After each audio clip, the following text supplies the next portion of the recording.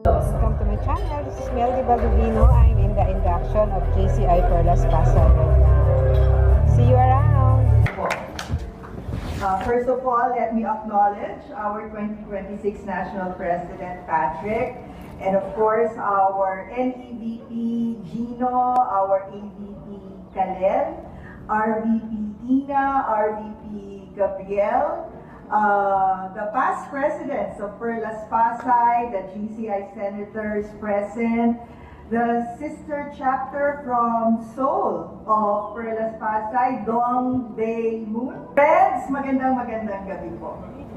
Congratulations, President Daisy Limbarok, and to your board for a job well done.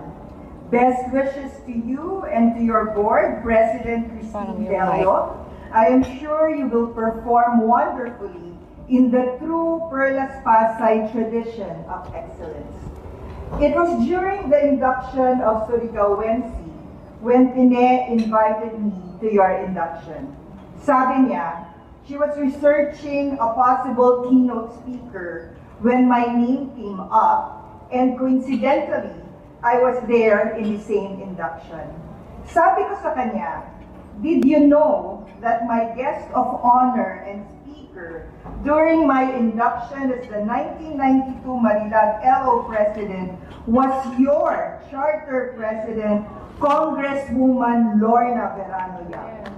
This is actually the second time I was invited to give the keynote in a Perlas induction. The other time was probably around 10 years ago, when it was held at the Villamor Golf Clubhouse. When I asked earlier who the president was, they said it was Smile. I can still remember my opening statement in my speech then. Sabi ko, I am placed in a difficult situation because how do I inspire a group of women who are already inspired and inspiring? Napakahirap na trabaho. Kaya gano'n na naman ang problema ko ngayong gabi. How do I inspire you? Kaya ibahin naman natin ang tanong. Paano mo malalaman kung mahal mo ang tao? Tanong ito sa akin ng isang malapit na kaibigan ko, mga ilang linggo na ang nakakaraan, pagkatapos naming magtsikahan sa Messenger. Ang hirap gawin. Itatype mo yung mga chichi in detail, making sure you don't miss anything as compared kapag verbal yung chika. Yes. Hanggang saan nga ba pwede ko gawin para lamang maipadama ang pag-ibig sa taong minamahal mo? So I googled as biblical verses. So Google cited 10. Be devoted and give preference to one another. Romans 12, verse 10. Build up one another. Romans 14, verse 19. Accept one another. Romans 15, verse 7. Care for one another. 1 Corinthians 12, verse 20. Serve one another. Galatians 5, verse 13. Bear one another's burden. Galatians 6, verse 2. Be kind, tender-hearted, and forgiving with one another. Ephesians 4, verse 30. Regard others as more important. Philippians 2, verse. Bear with and forgive complaints against others. Colossians 3, verse. Encourage and esteem one another. 1 Thessalonians 5:11-14. Masyadong mahirap maunawaan. Kaya nagtanong din ako sa 100 respond kung ano naman ang masasabi nila. Here are the top 10 answers. Number 1, kapag kaya mo ipa-full tank ang kotse niya. Kapag binigay sa iyo ang balat ng fried chicken. Kapag mas mahalaga sa iyo ang kaligayahan niya. Malalaman mong mahal mo ang isang tao kapag hindi mo na siya pinipili kahit gusto mo, kung hindi dahil hindi mo na kayang hindi siya pinipili. Kapag siya ang unang laman ng isip mo sa paggising sa umaga at pagtulog sa gabi. Kapag ikaw magmahal, parang bigas.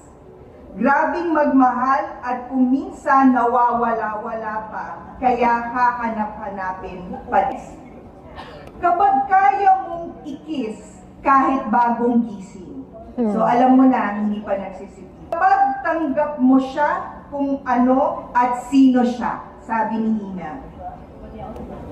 At sabi nung auntie ko, when you hate the sin, but love the sinner. Siguro bawal na pag-ibig to.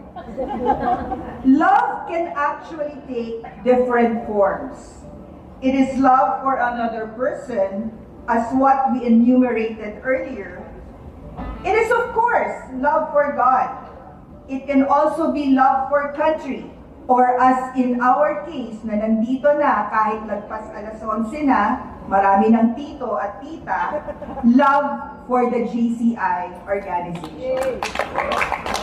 So, hindi ito yung pag-ibig na nahanap, iniwan, pinagpalit, pinagtaksinan, pinagdamot, pinaglaban, o binabalik-balikan sa JCs. Kung meron kayong ganong love story, ikwento nyo sa akin mamaya.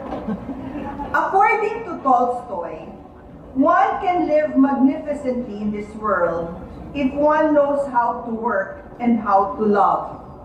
While Freud said, love and work, work and love, that's all there is. The past and present GCI members who are here now know how it all began. Our origin brings us back to the Herculean Dance Club, Love of Dance. That was how we started in St. Louis, Missouri. Paano naman sa Pilipinas?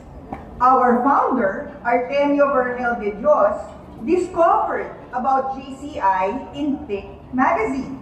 So it was his love, not for beautiful women, but love of reading. Kayo, tayo, bakit nga ba? It was not love at first sight for me.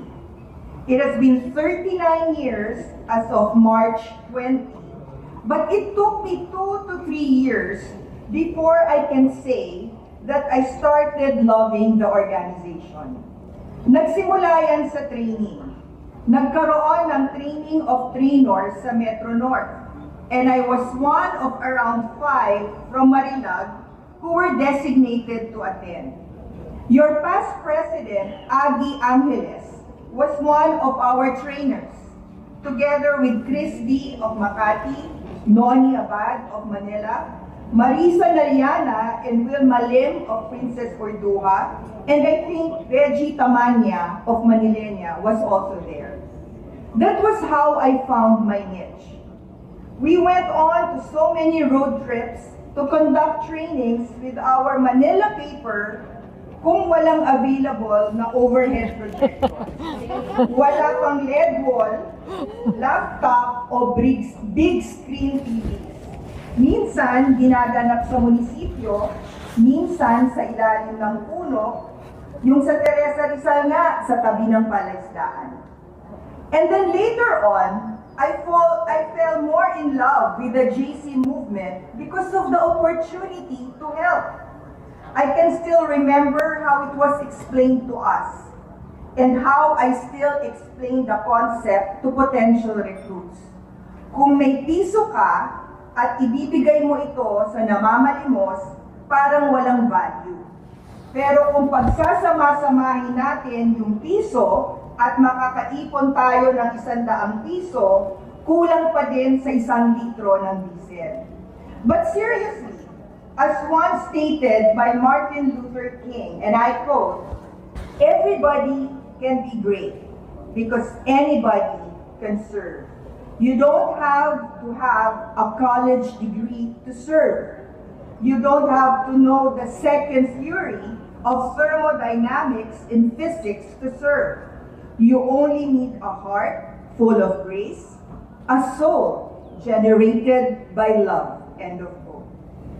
At syempre, kasama na din sa pagka-in-love yung pag-develop sa ating sarili kung paano maging mahusay na leader, maging kapaki-pakinabang na mamamayan, paano maging mabuting tao.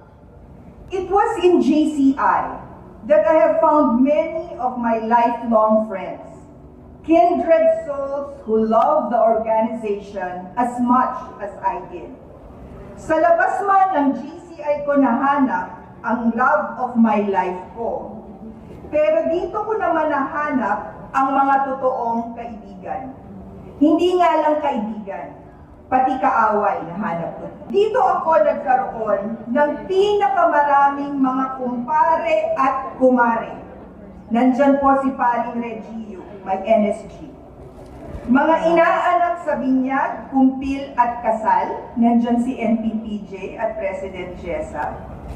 Sa halos lahat ng isla ng Luzon, Visayas at Mindanao.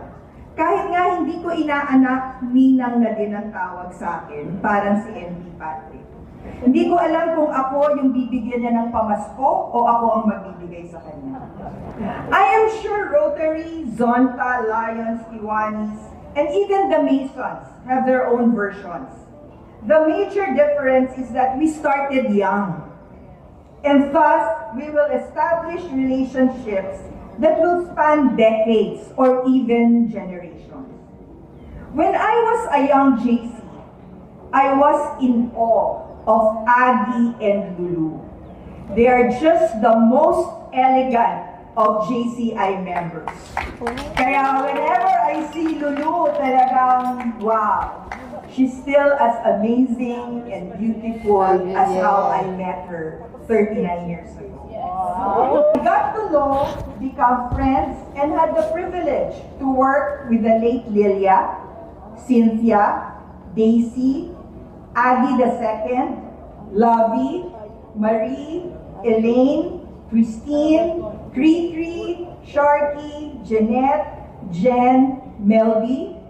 Later, I also became quite close to the younger generation, such as Savitri, Farah, Smile, and then got to know the even younger Majet, Laiden, Joy, Maya, and so many more. Ngayon, nadagdag pa si Daisy and Jeanette. Ang JCI ay hindi lamang isang ordinaryo o pangkaraniwang organisasyon. Para itong isang love affair. Pwedeng pang short time, kung hindi mo seseryosohin, pero kung mag-invest ka ng oras, mag-effort ka, at matuto ka ng leadership skills, sure na sure ako na ito na ang forever na hinahanap mo. Puno ng kwento ang GCI. Hindi lamang kwento ng pag-ibig. Kwento ng mga buhay. Kwento ng mga totoong tao. Kwento ng iba't ibang members sa buong mundo. May we all find the love and the peace we all deserve. Mabuhay ang Perlas Pasay, mabuhay ang JCI, mabuhay tayong lahat. Can come in and enjoy the forums, enjoy the other events that we have. Again, Next, maraming salamat for supporting. syempre, of course,